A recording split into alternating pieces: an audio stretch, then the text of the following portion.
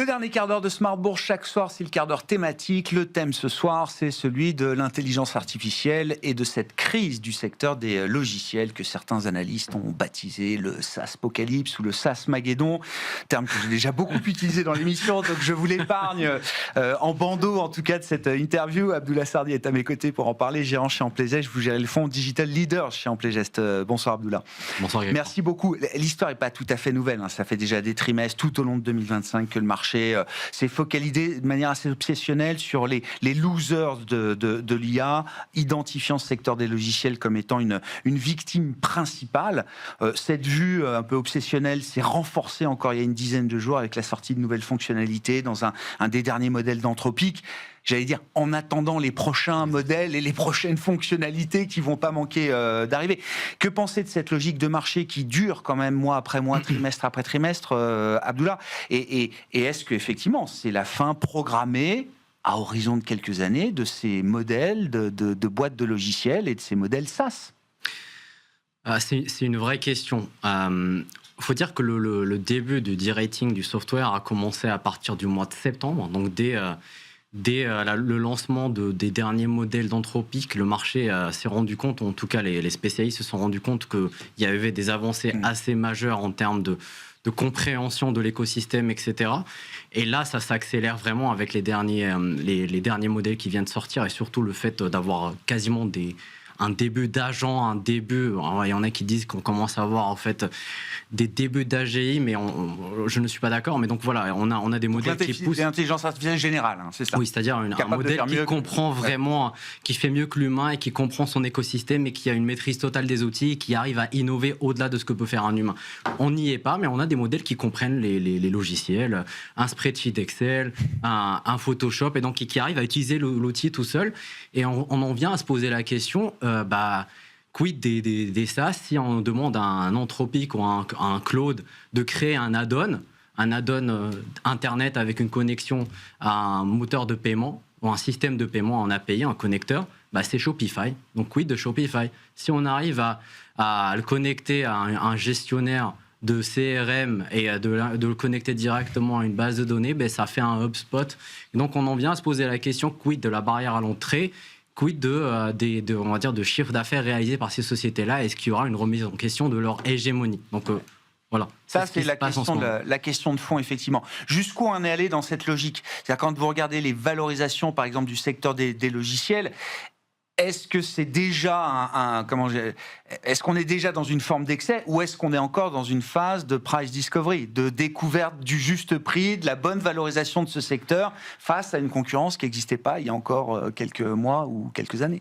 Là, c'est la vraie question. Donc, jusqu'où ça peut aller ? Qui sont les acteurs qui sont réellement remis en question ? Et donc, le software, c'est vraiment galvaudé. Il y a plusieurs sous-segments du software. Et il faut les scinder. Pour savoir qui est remis en question, il faut les scinder. Donc, il y a la cybersécurité. Ce n'est pas remis en question. Donc, le thème qui revient à chaque fois, c'est le vibe coding. Donc, on demande un logiciel, on va dire, un agent on imagine le logiciel et l'agent nous le vibe code. C'est-à-dire qu'il fait le code tout seul et connecte.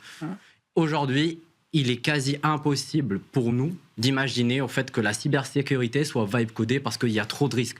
Un agent peut injecter une ligne de code qu'on ne voit pas et ouvrir en fait une porte dérobée, c'est pas possible. Mais le software a subi une remise en question et s'est vu d'irriter. Il y a les ERP, donc SAP par exemple, qui pour nous, en fait, de par le fait que ça soit une plateforme et que c'est en fait le système nerveux d'une entreprise, ça prend 2 ans à 5 ans pour intégrer une solution SAP. Je ne vois pas les CEO des entreprises se dire je vais vibe coder SAP. Par contre, dans les outils de productivité, si c'est juste une interface, qui est derrière, il y a une petite base de données qui est créée, lue et réécrite, là, il y a une vraie question. Et c'est pour ça que quand il y a généralement un sell-off, c'est plus les logiciels à faible valeur ajoutée, productivité, interface qui baissent plus, et les ERP et la cybersécurité qui elle résiste mieux. Mais on le voit, par exemple, Datadog aujourd'hui, qui est une société d'observabilité. On peut dire qu'aujourd'hui, l'observabilité, c'est quoi? C'est on surveille que tout se passe bien sur le data center. On a des logs. Si jamais il y a un logiciel qui tombe ou si jamais il y a une incursion, on fait attention. Là, elle a une accélération du chiffre d'affaires. Ce que je disais la dernière fois, c'est que le CEO de Microsoft, Satya Nadella, a dit que l'observabilité, c'était un peu le nerf de la guerre pour l'implémentation des IA, parce qu'il va falloir faire vraiment attention à ce qu'elles font au sein des infrastructures. Donc ça se voit, par exemple, aujourd'hui.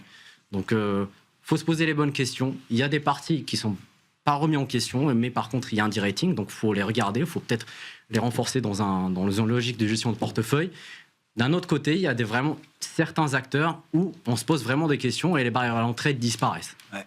Exemple, vous disiez Shopify, HubSpot, Salesforce, Adobe, même si on était amené à croire que les algorithmes de création 3D, de modification de photos, il y avait de l'IP derrière. Mais aujourd'hui, on a un Nano Banana, par exemple, qui est juste exceptionnel. On a des outils maintenant. L'agent nous crée des interfaces. Et on a une réplique d'Adobe avec des IA qui sont très puissantes et qui répliquent la réalité. Je parle de Nano Banana pour la photo, mais il y a la même chose pour de la vidéo, et ça fait vraiment réfléchir. Donc on comprend, il y a forcément de l'excès, parce que le marché aujourd'hui, je ne parle pas des performances, mais le marché aujourd'hui, il balance, il se pose la question après. Généralement, quand on regarde des long shorts, ou des hedge, ou des CTA, la partie software, c'est du financement pour acheter de l'infra et des semi-conducteurs. Donc il y a un delta de performance de 80% sur un an. Et des multiples qui convergent, alors que le software se payait beaucoup plus cher. Donc voilà, il y a plein de choses qui se passent en ce moment. Et c'est vrai qu'on pensait quand même qu'à un moment, le marché allait switcher ou basculer du thème IA infra, hardware, puce, memory, tout ce qui continue de bien se tenir, vers justement la partie plus soft, users, etc. Bon, on voit plutôt que c'est l'inverse, c'est-à-dire que le trade se tend encore un peu plus, quoi. C'est vrai. On avait commencé, on va dire, l'année dernière en se disant qu'on a investi dans l'infra, et donc la partie plateforme, la séquence logique, bien sûr. D'un côté, ça s'est passé, mais sur certains acteurs. Snowflake, on voit une accélération du chiffre d'affaires. Datadog.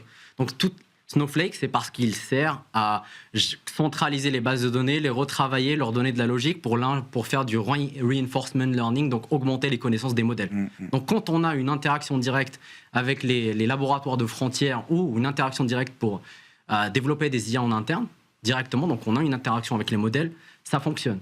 Quand on surveille les modèles, ça fonctionne. Mais quand on est juste dans la partie applicative, c'est plus difficile. Donc, il faut faire du stock picking. Ça devient, c'est vraiment du sur-mesure. Chaque cas d'entreprise peut être différent face au risque de disruption de l'IA. Question aussi sur ces entreprises qui gèrent et qui accumulent beaucoup de données. On a beaucoup parlé du côté legal, parce que la fonctionnalité de Claude, justement, permettait de mettre en place des potentiels concurrents de sociétés de gestion de données légales. Je pense à une boîte comme Relix au Royaume-Uni, notamment, qui est très connue pour ça, même si la partie légale est une petite partie de leur activité. Je me dis que des boîtes qui ont quand même des données et des historiques de données, parfois remontant sur 100 ans et plus, mais ça doit se valoriser, justement. Ça doit être... c'est quand même, à un moment, une partie de la valeur aussi de ce que les modèles vont pouvoir donner derrière, non? C'est super intéressant ce que vous dites, parce qu'on peut prendre Wolters Kluwer. Oui, ou Wolters Kluwer, Pays-Bas. On va sur ça. On était amené à croire que ils ont la meilleure base de données de médecine, etc. Sauf que, encore une fois, si on peut demander à un agent de créer la même base de données avec des données publiques, médicales, il a la capacité ces données-là, elles sont en accès libre. Il y a certaines données qui sont en accès libre. Ce qui fait que... Ils n'ont pas de protection de leurs données les plus valuables, les plus valables. Alors, quand on parle à Wolters Kluwer, ce qu'ils disent, c'est que malgré le fait qu'il y ait des données en libre service, leur curation est exceptionnelle. Oui. Donc, mais le fait est que le marché adressable, là où un médecin, au lieu de faire 100% de son flux vers Wolters et que ça lui coûte, je dis n'importe quoi, 100, il va faire la moitié sur du open source qui lui coûte moins cher. Et quand il a vraiment une hésitation, il a besoin de certitude, il se dirige vers Volters. Mais ça, on peut l'appliquer au legal. Chaque domaine qui est bien cadré, avec une jurisprudence open source, la question se pose. Comment on est présent sur ce thème du digital, avec toutes ces incertitudes, ces grands points d'interrogation qui existent encore? Comment on gère ce risque-là dans un portefeuille, dans un fonds et dans une stratégie dédiée à ce thème-là aujourd'hui, Abdullah? Comment on le gère? On est d'abord exposé sur l'infra. Ouais. Donc c'est un hedge naturel, on va dire. On a vu que les chiffres sur le début d'année étaient vraiment exceptionnels. Les mémoires, les équipementiers, en fait, les mémoires, on comprend que c'est le fait que le contexte Windows, donc la partie live, notre discussion en live avec l'agent doit rester, ne cesse d'augmenter et fluide. Et donc pour qu'elle reste fluide, on a besoin de mémoire. Et on fait du stock picking, vraiment, on fait attention sur la partie applicative. On sort toutes les sociétés qui sont juste dans l'amélioration de productivité, interface, plus d'Adobe. On réfléchit, plus d'Adobe, plus de HubSpot, plus de Shopify. Et on essaie vraiment d'être sur les sociétés à forte valeur ajoutée. La cybersécurité, pour moi, il y a un problème. Parce que, je ne sais pas si vous avez suivi, il y a eu le cas d'un agent libre-service OpenClaw. Donc, c'est un agent libre-service connecté au modèle qu'on veut. Et il peut se connecter à toutes les bases de données et gérer notre agenda, prendre des rendez-vous pour nous.